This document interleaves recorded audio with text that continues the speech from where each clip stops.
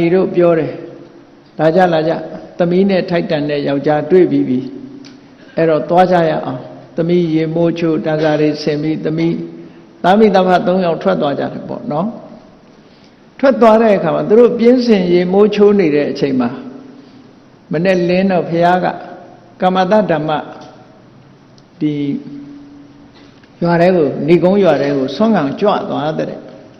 ဘုရားကဆွမ်းခံကြွသွားသူတို့ရောက်လာတဲ့အချိန်မှာဘုရားကဆွမ်းခံကြွသွားဆွမ်းခံကြွသွားတော့ဘုရားထိုင်တဲ့နေရာတွေ့တယ်ဘုရားရဲ့ခြေရာကိုတွေ့အဲ့ဒီလိုတွေ့တဲ့အခါကျတော့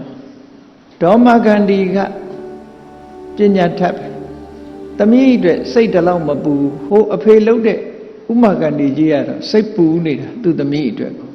သူ့သမီးအတွက်သူကဟို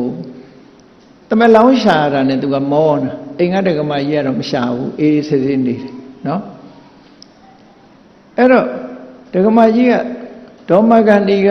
မြတ်စွာဘုရားထိုင်တဲ့မြက်ဖြာကိုကြည့်လိုက်တဲ့အခါကျတော့သူကမြက်ဖြာထိုင်တဲ့နေရာကိုကြည့်တယ်နဲ့လူကိုကဲခတ်နိုင်တယ်သူပညာရကလည်းမသေးဘူးထိုင်တဲ့နေရာကြည့်ပြီးတော့သူကဘာပြောတော့ဆိုဥမဂန္ဒီရှင်တော့မှားနေပြီကျမတို့သမီးစွန်အောင်မဟုတ်သေးဘူးပေါ့နော်ဘာဖြစ်လို့တော့ဆိုဒီမြက်ဖြာပေါ်ထိုင်တဲ့ပုဂ္ဂိုလ်ကကာမဂုဏ်ခံစားတဲ့ပုဂ္ဂိုလ်မျိုးမဟုတ်ဘူးတဲ့ကြည့်မြက်ဖြာဟာဘလောက်သေးသေးတတ်တတ်ရှိနေတယ်လေမြက်ဖြာမြင်တာနဲ့ပဲသူကတကယ်သူတော်စင်နဲ့ရှင်သမီးလက်ခံမှာမဟုတ်ဘူးလို့ပြောဟိုလူကြီးကဗာပြန်ပြောတော့ဆိုမင်းငါမင်္ဂလာလုပ်နေတဲ့အချိန်မှာလာပြီးတော့မဟုတ်တာတွေမပြောနဲ့ပေါ့နော်အမင်္ဂလာစကားတွေမပြောနဲ့သူကငေါ့လိုက်သေးတယ်မင်းကအိမ်အလဲကောင်လာပြီးသခိုးတွေ့နေတာလားရေကွက်ထဲကိုမိချောင်းတွေ့နေတာလား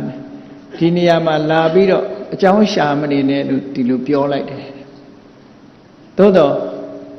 ဒေါမဂန္ဒီကတော့မလျှော့ဘူး